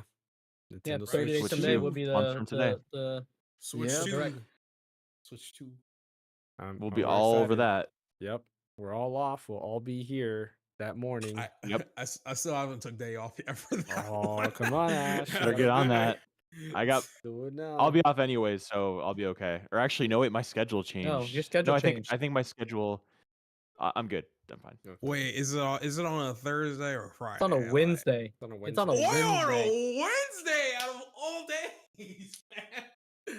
Jeez. Well, I think it's because they Take it picked the off. actual date, so they didn't care what day it was. It's the fact that it's 4/2. Fan, I remember you explained it. Never mind. Yeah, Yeah. you explain it. Yeah, Yeah. I know. Damn, man. Yeah, Wednesday's odd, but they went for the number. That's all. I mean, they usually Yeah, do yeah. Wednesday or Thursday Nintendo Directs anyways. It's usually Wednesday or Thursday, so it makes sense.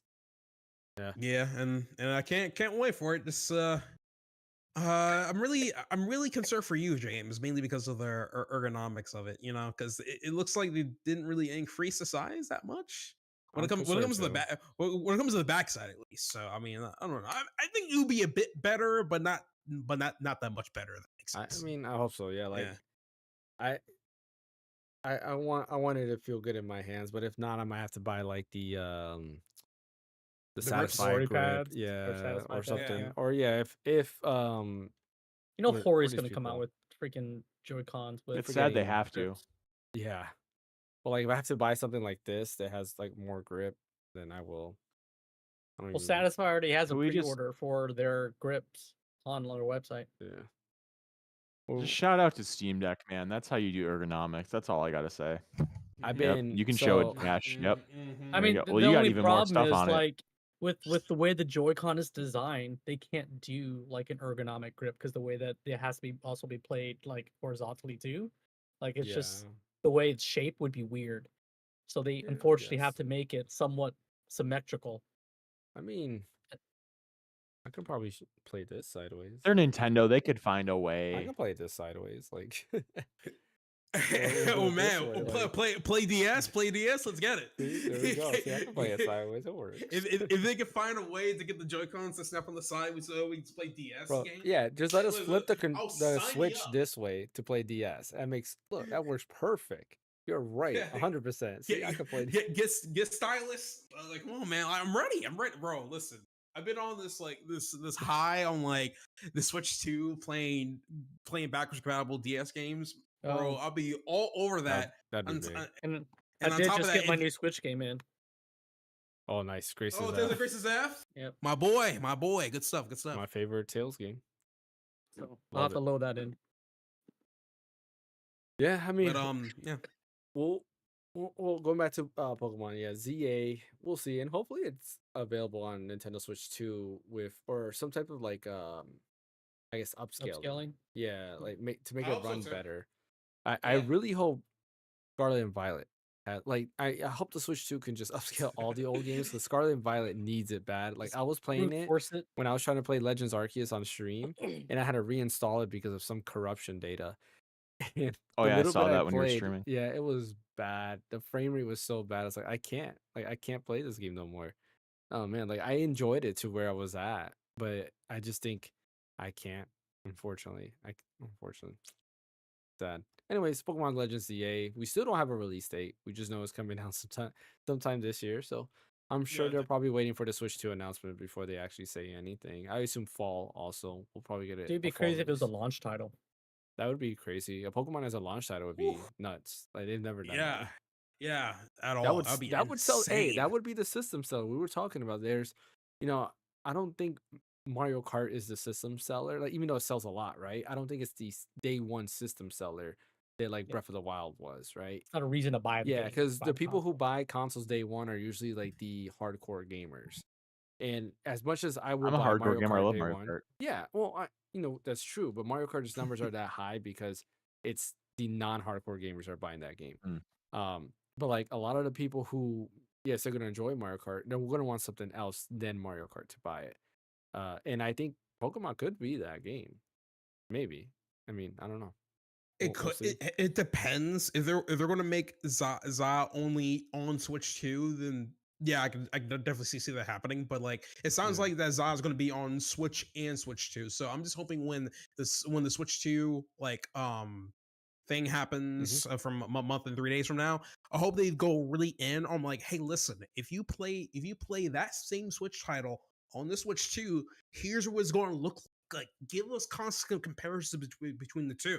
Yeah. Make it look nice. So that way you're selling us all to the point where, hey, this is a actual really good upgrade. You're getting a bump in resolution, a bump in frame rate. You should definitely get all the new games coming out onto the Switch 2. Right? So Yeah. Cool. We'll have to wait and see. yep. All right, and that is everything we have for today's podcast. Appreciate everybody for joining. Once again, sorry for starting late. It's all Stream Elements' fault. It's not my fault this time. Stream Elements was just giving me issues and went back to ADEM. I would like to go back to Stream Elements because I do want to continue streaming on TikTok. I just think for discoverability, fun fact, because we've been streaming on TikTok, my videos now, like the videos I have on TikTok already, they've been going up in view count since I've been doing that. So I think it is helping the TikTok side of things go up, and hopefully is bringing people to YouTube or Twitch, mainly YouTube, and to take a look at the channel. So yeah. Anyways, appreciate everybody for joining us as always. Don't forget to hit that like and subscribe button on YouTube. Follow over on Twitch and on TikTok. We do have a TikTok channel. I don't post much on there. I have to do like shorts. It's just the way my brain operates. I'm sorry, like my brain does not operate off of like short form videos. I just can't. Like I don't have the creative aspect of shortness, if that makes sense. I don't think that's even a sentence, but whatever. I just can't do short form videos. It's hard for me to do stuff like that. Bryant, where can they catch you at? At Red So Deep on Blue Sky. What about you, Fan? Catch me at Phaneckswhy on Twitch, YouTube, Twitter, and Blue Sky. What about you, Ash? You can just look up Astrostory on YouTube, and I think I'm on Blue Sky, but I'm only there just to post new videos and stuff. So that's it. And as always, you can find me here at the Random Encounter on YouTube, and the Random Encounter Podcast on Twitch and Twitter, Blue Sky, TikTok. And I don't know, if you just type in the Random Encounter, more than likely it's me. If it has the same logo. Thanks for watching, everybody. We will see you guys next time.